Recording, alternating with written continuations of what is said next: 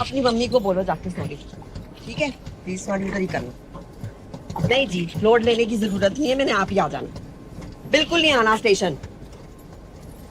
मैं ना सिर्फ अपना सामान देने आ रही हूँ, उसके बाद अगली ट्रेन से सीधा दिल्ली पापा जी के पास। अच्छा फोन मैंने नहीं और बात करनी। Hang up, hang up.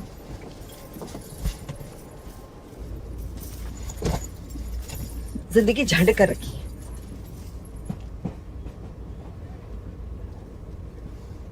क्या है?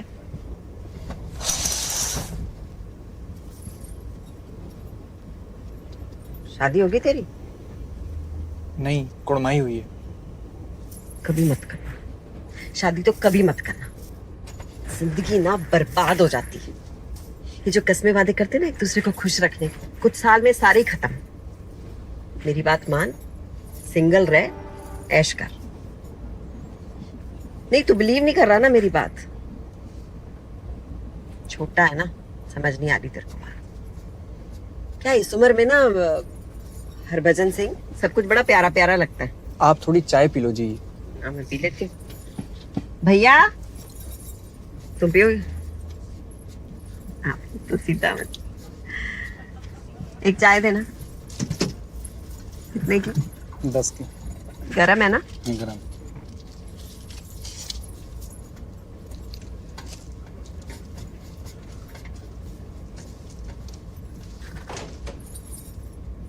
अच्छा बोल, मैं भी तो सुनूं आजकल की यूथ को शादी करनी क्यों है? बोल। मैं साल भर डोकलाम इंडो चाइना बॉर्डर पे पहरा देता हूँ। वहां ना सोचने का ढेर सारा वक्त मिलता है। और वहां पहरा देते देते मैंने ये तो समझ लिया है कि हमारी जिंदगी, हम सबकी जिंदगी किसी जंग से कम नहीं है। हाँ, हमारी लाइफ किसी लड़ाई से कम थोड़ी है। सबसे पहले पैदा होने की लड़ाई, फिर उसके बाद स्कूल, फिर पढ़ाई, फिर नौकरी, और हम जैसों की नौकरी मतलब पड़ोसी मुल्क के साथ लड़ाई। हमारे इर्द गिर्द ना लड़ाई और जंग की निशानियां हैं। आपको पता है इस ट्रेन की रूट पर दो दो जंग के मैदान हैं, पानीपत और कुरुक्षेत्र। अच्छा, और फिर शादी करो और अपनी मिसेज से लड़ते बैठो। मैंने देखा मेरे परिवार में। मैंने तो सोच लिया ये मेरे साथ नहीं होना। वैसे भी एक फौजी को साल में 1 महीना मिलता है घर जाने का, उसमें भी लड़ते बैठो फिर तो। तेरा सही है, तेरी ना मम्मी अच्छी होगी, मेरी सास की तरह नहीं। तेरा ना ससुर बहुत पहले सुधार गए थे। अब ना मेरी सास अपने बेटे की हर बात में अपना नाक घुसा देती है। अच्छा एक बात बताओ, एक औरत है जो कि बेवा है और उसकी एक ही औलाद है, उसकी तो पूरी जिंदगी उस औलाद के आगे पीछे ही गुजरेगी ना। और जब वो औलाद अपना घर बसाएगा, शादी करेगा, तो फिर माँ को अकेलापन तो महसूस होगा ही ना। तो ना कराए ना शादी, बांध के रखे अपने कुमारे बेटे को अपने दुपट्टे से। ऊपर से दिल्ली चढ़वा दिया 8 महीने पहले। पता नहीं कौन से गांव में जाके रहना पड़ रहा है मुझे उनके साथ। मेरी ना लाइफ टोटल खराब हो गई है सच्ची। आपकी तो लव मैरिज। हाँ, लव अरेंज थी। जीत ने ना मुझे रिंकू की शादी पे पसंद किया था। फिर तो जी फोन पे फोन आने शुरू हो गए। मेरी सास तो पीछे ही पड़ गई थी पापा जी के कि हमें तो डिम्पी चाहिए। मैनू की पता कि बहू नहीं चाहिए, कठपुतली चाहिए जिसे सब कह सके वैसे ही करे। मेरी लाइफ है, मैं अपने स्टाइल से जीऊंगी। आपको पता है ना, बंदे ज्यादातर अपनी माँ जैसी लड़कियों को पसंद करते हैं। नहीं मतलब कुछ लोग होते ही हैं प्लस माइनस। आपकी सास ने भी आपको इसलिए चुना होगा क्योंकि आप बिल्कुल उनकी तरह हो। उनको भरोसा होगा कि उनके बाद आप ही उनके घर का ख्याल रखोगे, उनके बेटे का ख्याल रखोगे, सबसे निभा कर चलोगे। गांव भी आपको इसलिए बुला लिया होगा ताकि आप उनके तौर तरीके समझो। चलिए, आप उनकी कुछ एक माइनस बात बताइए, मैं उसमें से आपको कुछ प्लस ढूंढ के बताता क्या रैपिड फायर? हूँ। जो मर्जी बुला लो। मम्मी जी ना बड़ी अखड़ू है। वो स्वाभिमानी है,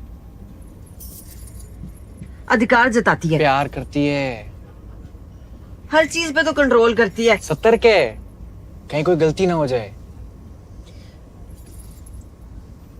आप भी तो वैसी हो ना, सतर्क, स्वाभिमानी, सबका ख्याल रखने वाली।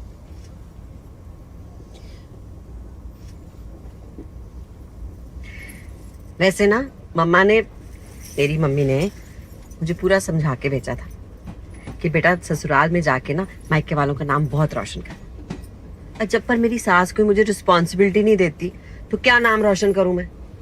कोई नहीं, मैं भी अपनी लाइफ अब अपने कंट्रोल में ले रही हूँ। सामान लेने जा रही हूँ, फिर दिल्ली वापस। मैं नहीं रहना चाहती।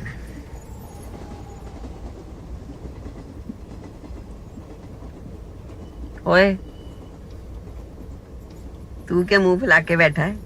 तू तो जा रहा है अपनी मंगेतर के पास। जा, खुश रख उसको। आपको क्या लगता है सारी दुनिया परफेक्ट है और आप ही को प्रॉब्लम पति मिला है? निम्मी और मेरी भी झगड़े होते हैं, वो भी चिट्ठियों में। वहां यह आपका फोन वो नहीं चलता, और गुस्से वाली चिट्ठी भेजते ही दोनों को उसके जवाब का इंतजार करना पड़ता है हफ्तों। पर अगली चिट्ठी आने तक गुस्सा भी शांत हो जाता है और प्यार भी डबल। मैं जब भी उससे गुस्सा होता हूं ना, एक लिस्ट बना लेता हूं, 5 प्लस की लिस्ट और 5 माइनस की लिस्ट। प्लस में तो उसकी कई अच्छी आदतें लिख देता हूं, 5 से ज्यादा, लेकिन माइनस ढूंढते ढूंढते घंटों बीत जाते हैं।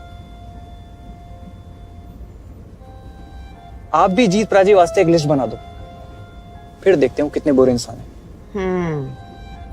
पूरी लिस्ट भर जानी है माइनस से। देखते हैं।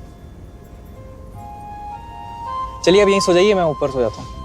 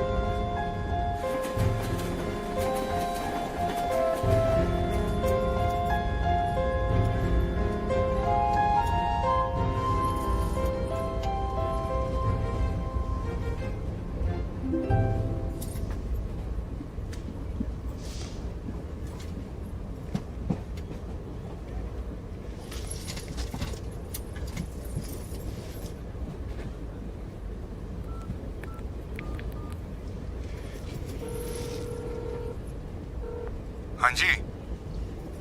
तुम अभी तक सोए नहीं? नहीं, तेरी फोन का वेट कर रहा था।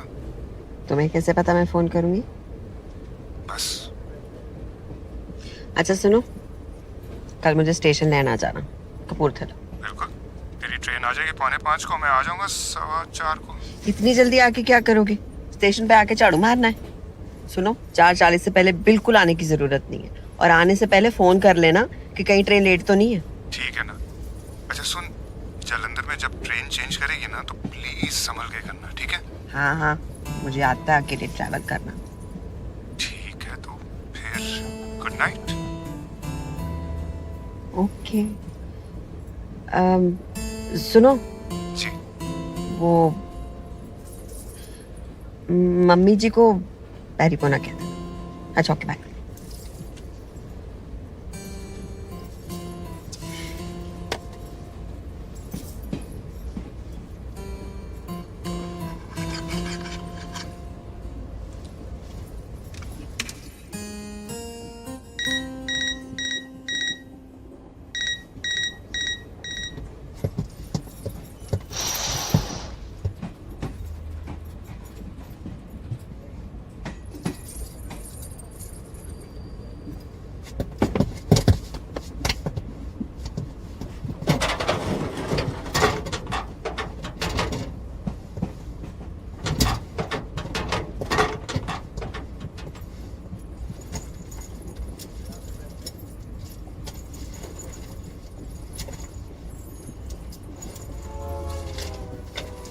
तो भर गई नोटबुक? तो बड़ा ज्ञानी है। पता है, हम फौजियों की जिंदगी ना बस एक पल से दूसरे पल तक होती है। कब प्लस से माइनस हो जाए पता ही नहीं। हम तो ये भी नहीं जानते कि हम रिटायर होंगे या शहीद। तो हम जितना भी जीते हैं उसमें से हर एक पल से जिंदगी निचोड़ के जीते हैं। पर आप लोग तो सिविलियन हो, आप लोगों की लाइफ तो कितनी सेफ होती है।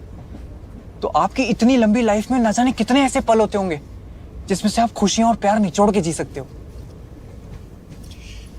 अब तेरे को और निमी को ना बहुत सारी खुशियां दी और ढेर सारा प्यार। रब ने तो मेरे मंगन तो पहले ही मैंने बहुत कुछ दे दिया था। सुन, तू कहाँ तक जा रहा है? कपूरथला।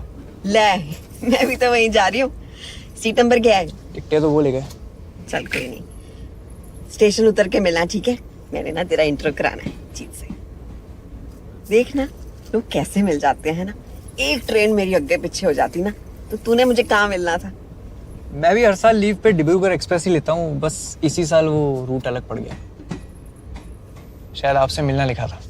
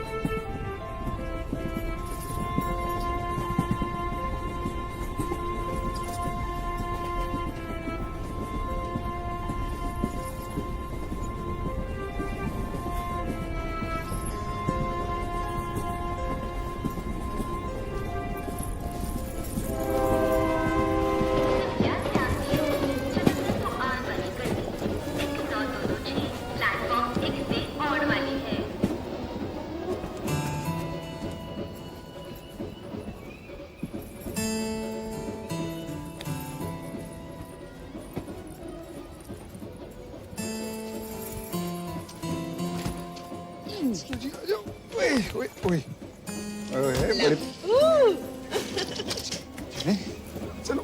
तुम्हें किसी से मिलाना है। किससे? उसी की वजह से तो फोन किया मैंने तुम्हें। अच्छा, फिर तो मिलना चाहिए। कौन है ये आदमी? फौजी है। उसका नजरिया देखोगे ना तो कमाल। ए ओए, सुनो, वो हरभजन सिंह कहाँ है?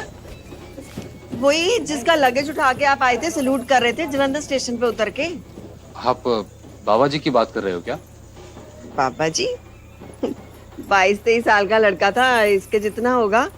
हाँ, पर बातें तो बाबा जी वाली कर रहा था। मैडम जी, वो 22-23 साल के थे तब निकल लिए। हाँ, आप किसी और से बात कर रही होंगी। क्या क्या कह रहे हो? ये देखो मेरी टिकट। सामने बैठा था बर्थ पे, मैंने उसका बैज भी पढ़ा है। ऐसा ही बैज था तुम जैसा, हरभजन सिंह लिखा था उस पे। क्या बात है सर जी, सब ठीक तो है? हैं?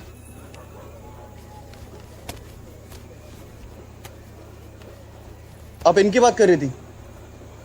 हाँ, यही तो है हरभजन। अच्छी खासी बातें कर रहा था मेरे साथ ये, और आप कह रहे हो निकलिए। कोई बात है? कमाल है ऐसे। आप लोगों की गलती नहीं है। इंडिया के लोगों को ना एक्टरों और क्रिकेटरों के अलावा किसी और की स्टोरियां नहीं पता होती। कोई बात नहीं, जाइए, घर जाइए। और हाँ, ढूंढ लीजिएगा इंटरनेट पे। बाबा हरभजन सिंह भारतीय सेना के एक सच्चे सिपाही थे। उनका जन्म 30 अगस्त 1946 में हुआ और उनकी मृत्यु सिक्किम के नथुला पास में 4 अक्टूबर 1968 में हुई। जब वो 3 दिनों तक लापता रहे, उनके अफसरों ने उन्हें भगोड़ा घोषित कर दिया। फिर वो अपने एक दोस्त के सपने में आए और उनको अपने शव का ठिकाना बताया। सर्च पार्टी को हरभजन सिंह की बॉडी ठीक उसी जगह मिली। ये तो हरभजन सिंह के मृत्यु के बाद की घटनाओं की बस शुरुआत थी। हरभजन सिंह इंडियन आर्मी के वो सिपाही हैं जो मौत के बाद भी अपनी ड्यूटी निभाते रहे। इंडो चाइना बॉर्डर पर उनकी आत्मा पहरा देती रही। हिंदुस्तानी सिपाहियों के सपनों में आकर हरभजन सिंह दुश्मनों के कई प्लान्स बताते। रात को पहरा देने वाले सिपाही अगर पलक झपकते, उनको एक जोर का चांटा महसूस होता, मानो किसी अफसर ने उन्हें चांटे से जगाया हो। देश ने 26 जनवरी 1969 को हरभजन सिंह को महावीर चक्र से सम्मानित किया। आर्मी उनकी तनख्वाह हर महीने उनके माता पिता को भेजती। उनके लिए आर्मी ने एक मंदिर भी बनवाया, जहां आज भी भक्त दर्शन लेने और राष्ट्रगान गाने आते हैं। हरभजन सिंह जो सिपाही रैंक में रहते हुए शहीद हुए, उन्हें आर्मी प्रमोट किए जा रही थी। हरभजन सिंह की लीव हर साल सैंक्शन होती और हर साल 2 फौजी उनका सामान उनके गांव कपूरथला ले जाते। उस दौरान उनका कैंप हाई अलर्ट पर रहता। कुछ साल बॉर्डर पर भारी तनाव के समय उनकी लीव कैंसिल भी की गई। समझौतों के वक्त हिंदुस्तानी क्या, चीनी भी उनके लिए एक कुर्सी खाली रखते थे। वो बतौर कैप्टन दिसंबर 2006 में रिटायर हुए। बाबा हरभजन सिंह को वतन का सलाम।